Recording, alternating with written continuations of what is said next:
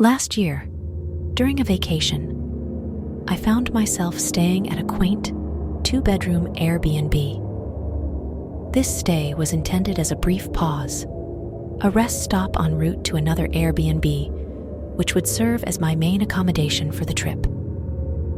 Upon arrival, I was greeted by the cleanliness and emptiness of the place, exactly as I had anticipated.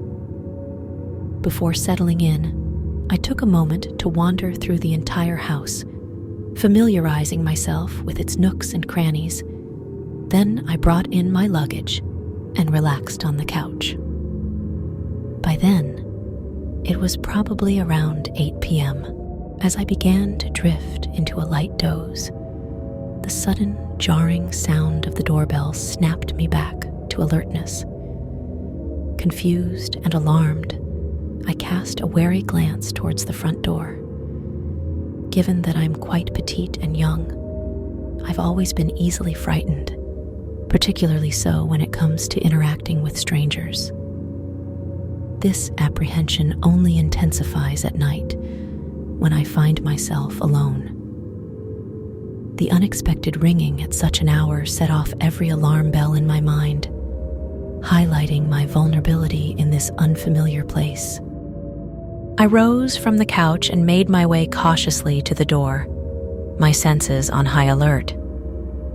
From the other side, I could discern the hushed murmurs of 2 men engaged in conversation. With a pang of unease, I noted the absence of any security lock on the door. Despite my apprehension, I decided to keep the door firmly shut, unwilling to risk my safety by opening it to strangers at this late hour. Summoning my courage, I called out, "Hello?" in a voice tinged with both curiosity and wariness. In response, one of the men on the other side spoke up, his tone seemingly innocuous as he said, "Hey, we're here for the Airbnb. Can you open the door?" However, his request did little to assuage my growing sense of unease. The simplicity of his words belied the underlying tension of the situation, leaving me with a gnawing feeling of apprehension. Perplexed by their assertion, I raised my voice to ask for clarification. Unable to comprehend their claim of being there for the Airbnb, the response came quickly. One of them insisted that he had booked the place for the night. This statement took me aback, as I was certain there must have been some misunderstanding. Firmly, yet still through the closed door, I responded that I, too, had booked the apartment for the evening, and suggested that they get in touch with the owner to resolve this apparent mix-up. The man on the other side of the door didn't take kindly to my suggestion, his displeasure palpable even without seeing his face. I could empathize, though. Were our roles reversed, I imagined I would be quite frustrated by the situation as well. The tension of the moment was thick, a misunderstanding turning an otherwise quiet night into a standoff of sorts.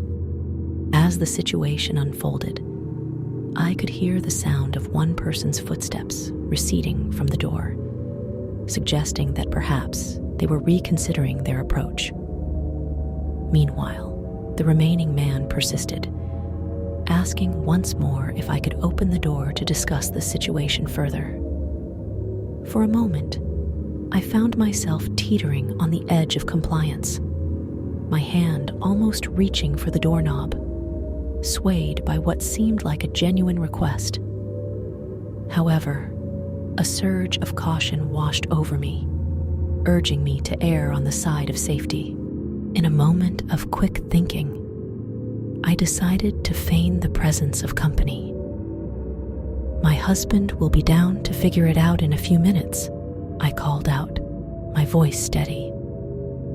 My intention was to project the illusion of not being alone, hoping it would deter any ill intentions by catching them off guard. The underlying tension of the moment was palpable as I sought to navigate the delicate situation with as much tact and prudence as possible. The silence that followed my statement hung heavily in the air, amplifying the sense of unease that pervaded the room. With no response forthcoming from the man outside, I remained on edge, uncertain of what his next move might be. An uneasy minute passed, marked only by the absence of departing footsteps. Unable to bear the suspense any longer, I mustered the courage to peek out through the small window, hoping for some clarity or reassurance. What I saw, however, shattered any semblance of calm I had managed to maintain. The man I had been conversing with stood facing his car, seemingly preoccupied with something. But beyond him, lurking ominously in the shadows, was a sight that sent chills down my spine. A group of approximately 5 individuals loitered further down the driveway, their figures obscured by the darkness. Clad in various forms of face coverings, they exuded an air of menace, as if lying in wait for some sinister cue. The realization hit me like a ton of bricks. This was no ordinary encounter. Instinctively, I grasped the gravity of the situation. I was facing a potential threat from what appeared to be a gang. As the severity of the situation dawned on me, a wave of fear washed over me, leaving me paralyzed with terror. The tranquility of the evening had been shattered, replaced by a palpable sense of danger that seemed to lurk around every corner. In that moment, I was acutely aware of the precariousness of my situation, trapped in a nightmarish scenario with no clear means of escape. Retreating from the door in a state of sheer panic, I struggled to control my racing breaths, fighting the urge to hyperventilate. With trembling hands, I sought refuge in the bedroom, my heart pounding in my chest like a drumbeat of dread. Every creak of the floorboards seemed to echo with the ominous presence of unseen intruders, closing in on me like a pack of predators circling their prey. Determined to seek help, I retrieved my phone from the bedside table, my fingers fumbling with the keypad as I dialed the emergency number. As the call connected, I could hear the sound of footsteps growing louder, echoing ominously through the empty rooms of the house. It felt as though I was ensnared in a nightmare, trapped within the confines of my own terror. Taking refuge in the bathroom, I huddled in a corner, clutching the phone to my ear as I relayed my desperate plea for assistance to the operator on the other end. Their voice offered a lifeline of reassurance, urging me to remain calm and composed as they dispatched help to my location.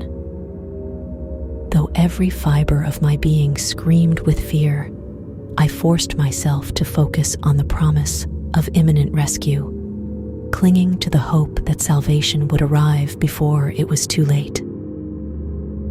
Remaining on the line with the emergency operator, I strained to hear over the relentless pounding of my own heartbeat. Outside, the ominous sound of footsteps continued to echo through the night, their proximity a chilling reminder of the imminent danger lurking just beyond the safety of my walls. Then, a deafening crash shattered the fragile calm, the unmistakable sound of splintering wood tearing through the air like a gunshot. With a strangled cry, I buried my face in my hands, tears streaming down my cheeks as I fought to stifle the rising tide of panic threatening to engulf me. As the intruders surged into the house, their presence a palpable menace, I huddled in the bathroom, trembling with fear. The harsh sound of their voices filled the air, their words a menacing murmur that sent shivers down my spine. With a sinking heart, I listened as they rifled through my belongings, their actions a violation of my sanctuary. Then, a voice pierced the darkness, its harsh tone a jarring intrusion on the stillness of the night. "Here," it called out, the sound reverberating through the bathroom door like a death knell. For a heart-stopping moment, I held my breath, paralyzed by fear, as the handle rattled ominously. But as quickly as it had come, the threat receded, the intruders melting back into the shadows as the distant wail of sirens pierced the night. With a rush of relief, I collapsed against the cold tile floor, my body trembling with exhaustion and fear. Though the danger had passed, the memory of that night would haunt me forever, a stark reminder of the fragility of safety in an uncertain world. By the time the police arrived on the scene, the perpetrators had vanished into the night, leaving behind a trail of destruction in their wake. My heart sank as I surveyed the aftermath of their intrusion. All of my belongings were gone, my car vandalized and looted, a stark testament to the violation I had endured. As one of the officers sat down beside me to gather details, he offered a sobering explanation for the recent spate of break-ins plaguing the area. Apparently, large groups or gangs had been targeting homes with the sole intention of pillaging them of their valuables. Though their motive was purely materialistic, the trauma they inflicted was undeniable. The realization dawned on me that in their eyes, I had been nothing more than a pawn in their quest for ill-gotten gains. Their decision to spare me in the bathroom was not out of compassion, but rather a calculated assessment of the risk I posed to their operation. It was a chilling revelation that left me grappling with the lingering fear of what could have been. Though I knew deep down that the targeting of Airbnb properties was likely just a matter of opportunity, the experience had left an indelible mark on my psyche. Every subsequent stay at an Airbnb now filled me with a sense of apprehension, a constant reminder of the vulnerability that comes with opening one's home to strangers in an uncertain world.